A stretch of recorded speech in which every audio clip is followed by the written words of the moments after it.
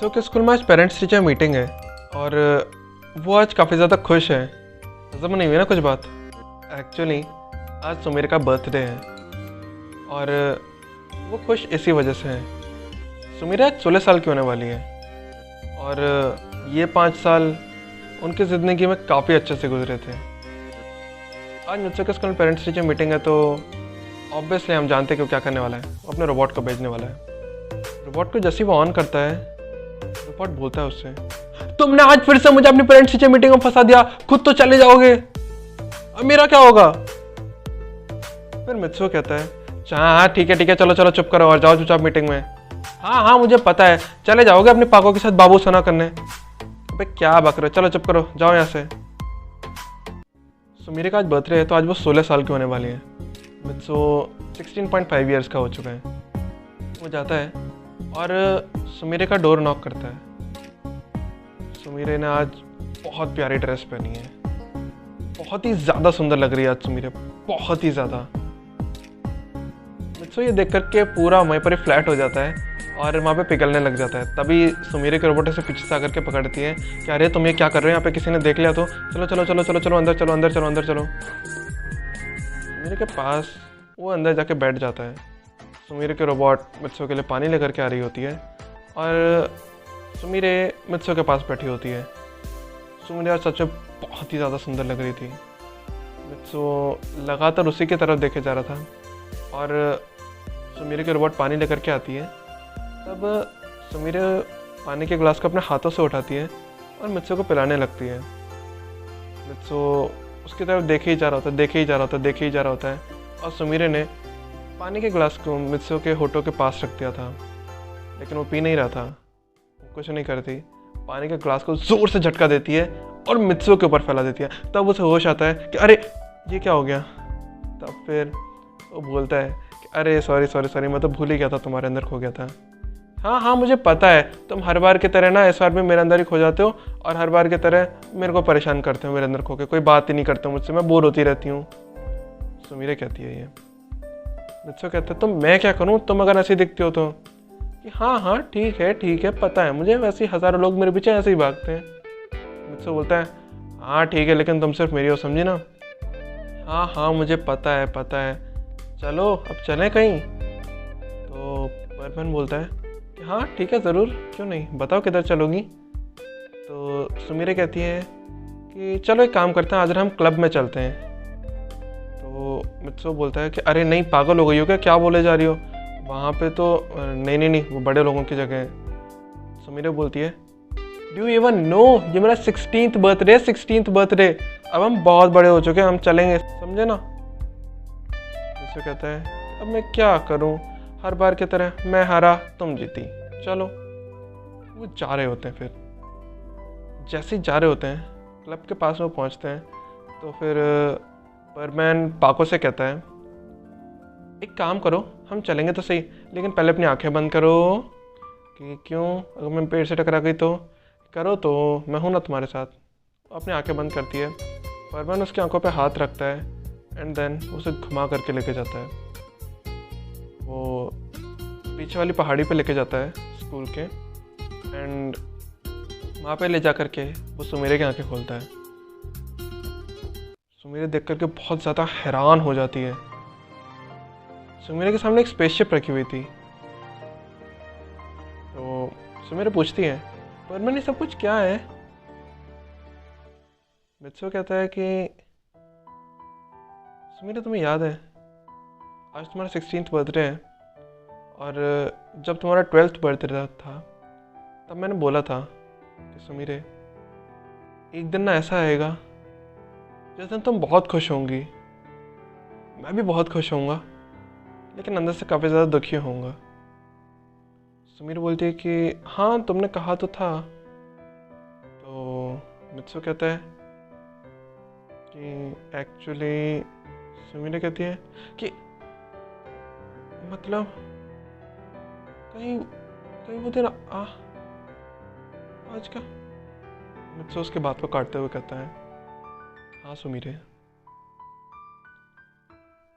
Sumire कहती है कि आज ऐसा क्या हो गया मित्सु, बताओ ना क्या बात है।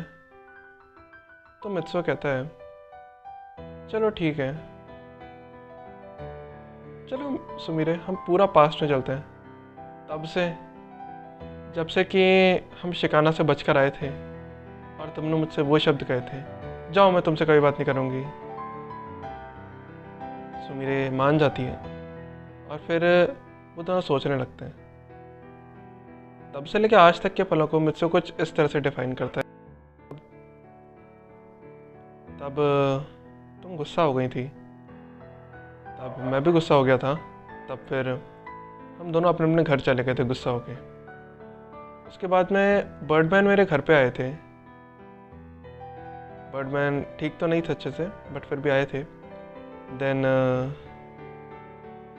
बर्डमैन मुझे आकर के बोलते हैं कि मित्सो,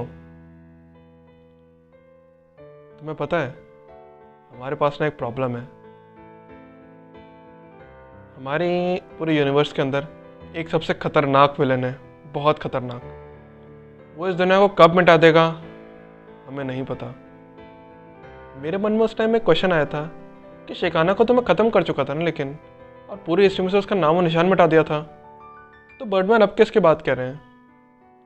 मैं इससे पहले कि उनसे कुछ पूछता, वो मेरे से कह गए, सुनो मित्सो, एक्चुअल में प्रॉब्लम ये है कि वो विलन का हमने शक्ल तक नहीं देखी, आवाज़ तक नहीं सुनी, लेकिन सबको एक बात पता है कि जिस दिन ये विलन जाग गया उस दिन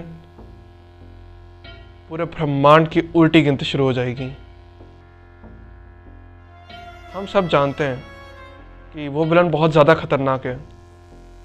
सुनो, एक टाइम ऐसा आएगा जब तुम्हें अपने आप ही ये बात फील हो जाएगी कि आज पूरे ब्रह्मांड को मेरी ज़रूरत है।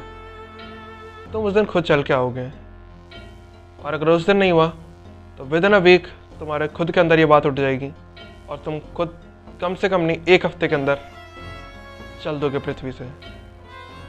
लेकिन उससे पहले मैं तुम्हें एक बात कहना चाहता हूँ मित्सो, कि जो भी करो, जैसा भी करो, ये बात ध्यान रखना कि तुम उस टाइम अपनी ज़िंदगी को दांव पे लगा कर आओगे, अपने अपनों को दांव पे लगा कर आओगे। तुम आ तो जाओगे पूरी दुनिया को बचाने के लिए, पूरे ब्रह्मांड को बचाने के लिए, पूरे यूनिवर्स को बचाने के लिए, लेकिन तुम्हारे लिए बहुत हार्ड रहेगा। सब कुछ तुम्हारे लिए बिल्कुल आयरॉनिकल हो जाएगा। फिर बर्डमैन चले गए थे मेरे पास से, और मैं सोचता था कि कभी तुम्हें ये बात बताऊं। तो फिर मैंने तुम्हें केवल एक हिंट दिया था उस बात का कि बस सुमीरे, अपने साथ कभी ऐसा होगा और हो सकता है कि मैं उस टाइम तुम्हें छोड़ करके मतलब चले जाऊं, लेकिन मतलब ऐसा ही कुछ तुम्हें हिंट दिया था। तभी से कुछ टाइम तक के लिए, लगभग ही मान के चलो कि 2 घंटे तक तुम्हारी आंखों से आंसू नहीं रुके थे। लेकिन फिर उसके बाद हमने डिसाइड करा था कि हम कभी लड़ेंगे नहीं, क्योंकि क्या पता कि वो पल कब आ जाएं। और तब तक के लिए हम दोनों ही नहीं चाहते थे इस बात को कि हमारे बीच में झगड़ा हो और हम लोग गुस्से में आकर के टाइम वेस्ट करें अपना। हमने सोच रखा था कि चाहे कुछ भी हो जाए, एक दूसरे को छोड़ेंगे नहीं, और जितना टाइम बिताएंगे कोशिश करेंगे सबसे ज़्यादा से ज़्यादा हम उसे हंसी खुशी बताएं। हमारे ये पल काफ़ी अच्छे भी गए थे। और तब जब फिर तुम्हारा 13th बर्थडे आया था, उसी टाइम से हम डिसाइड कर चुके थे कि हम तुम्हारे हर बर्थडे को बहुत अच्छे तरीके से मनाएंगे, जिसमें तुम्हारी सबसे ज़्यादा खुशी होगी, उसी चीज़ को हम तुम्हारे हर बर्थडे पे करा करेंगे। इस बीच में हम एक दूसरे के बहुत ही ज़्यादा क्लोज भी आए थे। तुम्हें याद है सुमीरे, हम दोनों एक बार होटल में भी गए थे, तो हम दोनों तो ज़्यादा बड़े नहीं थे, हम दोनों ने कुछ उल्टा सीधा भी करा था, लेकिन वो पल भी काफ़ी अच्छे थे। और शायद से तुम्हें वो बात भी याद होगी ना कि पायन ने भी एक बार तुम्हारे पर फ्लर्ट करने की कोशिश करी थी जब तुम 13.5 साल की थी। तब फिर तुमने उसे थप्पड़ मार के भगा दिया था कि जाओ यहाँ से, मैं तुमसे कभी बात नहीं करूँगी। और फिर तुमने उसे हफ्ते भर तक बात नहीं करी थी। और वो पल भी शायद से तुम्हें याद होगा ना, जब तुम्हारा 14th बर्थडे था, मैं तुम्हारे पास आ ही रहा था, तभी अचानक से नीचे एक बहुत बड़ा ब्लास्ट हुआ था, बहुत ही बड़ा। मेरा चेहरा भी जल गया था बहुत बुरे तरीके से। मुझे पूरे 7 महीने लगे थे हॉस्पिटल से पूरा अच्छे से हील होकर आने में। तो बहुत रोई थी उस टाइम।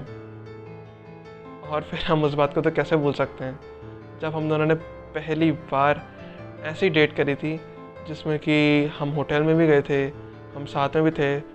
पूरा का पूरा खाना तुमने मुझे अपने हाथों से खिलाया था और तुमने भी एक बाइट खुद से नहीं खाया था, मैंने खुद तुम्हें सारा खाना खिलाया था। हम बहुत प्यार से रहे थे, याद है ना तुम्हें अच्छे से। और फाइनली आज वो सारे पल एक यादों में बन के रहने वाले। सुमेरे की आंखों में आंसू थे, पाको के फॉर्म में थी। तब मित्सु भी ये पाता है कि उसको भी काफ़ी ज़्यादा दुख है, लेकिन आज वो पल आ गया है जब मित्सु को जाना होगा।